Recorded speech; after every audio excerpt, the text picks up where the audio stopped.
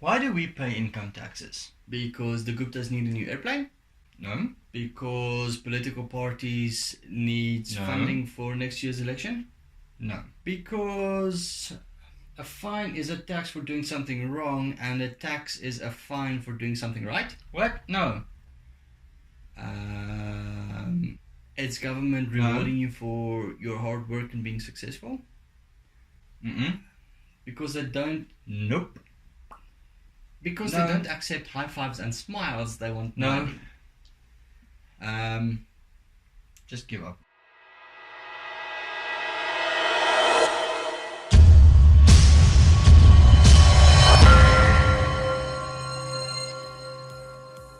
Benjamin Franklin once said that nothing is certain except for death and taxes. But to be honest, an efficient tax system is vital for the functioning of any country. There's a general negative stigma over paying income tax or paying taxes in general, and I thought I'll make this video to explain why we pay tax and what it's used for. So first, some history. Back in the day, the income tax would contribute, or government spending would contribute about 5% of the country's gross domestic product, or GDP. And then World War I happened. And when World War I happened, government needed much more funding to fund the wars. Not just one government, but the governments all over the world. This was a world war, so all the governments were involved. Because of that, government spending eventually rose to between 30 and 50%. In South Africa, government spending is 30%. It never really went back down to about a 5% level. So currently in South Africa, government spends about, or government and government spending contributes to about 30% of the gross domestic product. So this video, in order to answer the question, why do we pay taxes? The content of the video is going to be a bit more about the subject of economics and not necessarily accounting and tax. If governments weren't spending money, South Africa specifically would function at 70% of its current level. We would have to develop our own infrastructure. Now, income tax specifically is just one way for government to fund all the expenses they do or that occur. Most people look at their income and then they see this is what they can spend with it. They look at the income and determine their expenses from that. Where government says this is what we need to do. In order to do this, we will have to undergo these and these expenses. And then they budget to find out how much income they need, and then they take that from the people.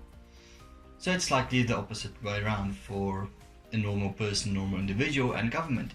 We'll get to what government is spending their money on in a bit, but first it's important to know that there's two kinds of taxes. There's what they call a direct tax, and there's what they call an indirect tax. Now, a direct tax is a tax where the person that pays the tax pays it over directly to the tax authority. In South Africa, it's SARS, the South African Revenue Service. An income tax is one of those taxes where the taxpayer, being you and me and the companies and individuals, pay their income tax directly to SARS. In South Africa, income tax on individuals consists about 40% of government's total income. And it's second by VAT, which is an indirect tax, and VAT is currently sitting at 26%. Now, an indirect tax is a tax that the person that actually pays the tax pays it to a third party, and the third party then pays it over to the relevant authority. So when you pay VAT to the supplier of, the retail store where you bought the item from. You pay tax, you pay the VAT to them, and they then in turn pay the VAT over to SARS. So that's the difference between a direct and an indirect tax. And a VAT is a very good example of an indirect tax. Some other examples of indirect taxes are the sugar tax, the road accident, well, the petrol levy, customs duties, stuff like that. So what does government spend their money on?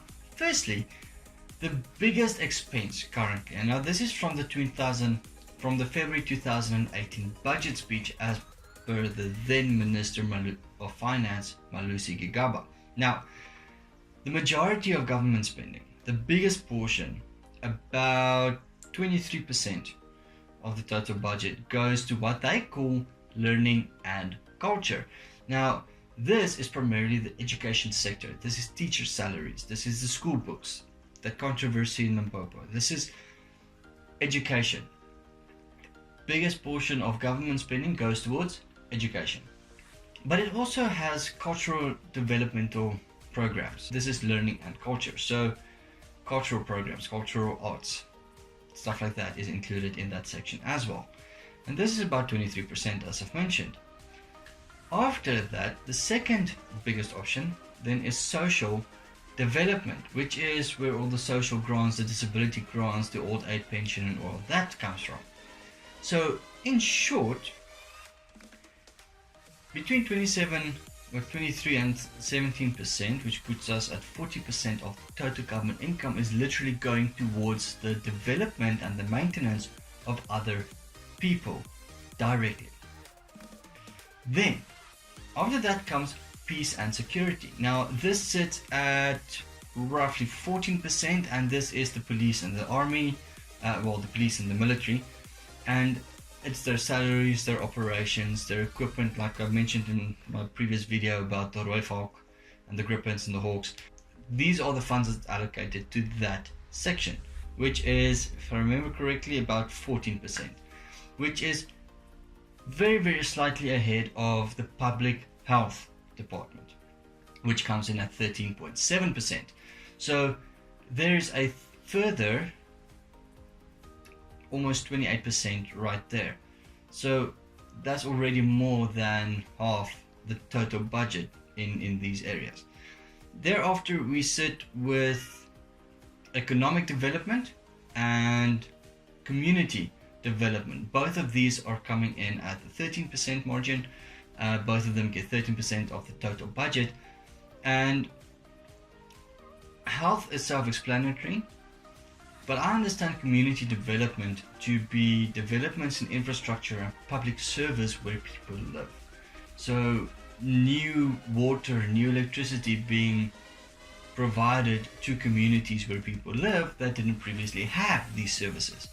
Then economic development is the function of the economic development department. There's an entire ministerial department set up for that, and they have a very specific focus, but it's all to do with how to make the economy grow bigger, better and stronger, and everything with the RAN, most of that comes pretty much from, and that's the prerogative of the EDD.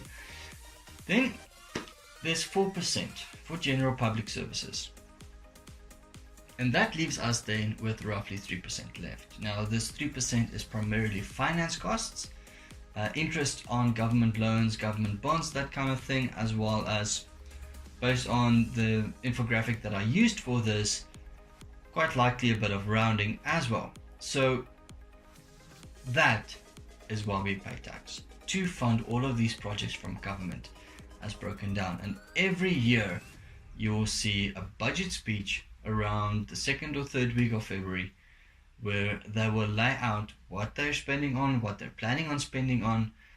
And that's why the budget speech specifically is such an important topic.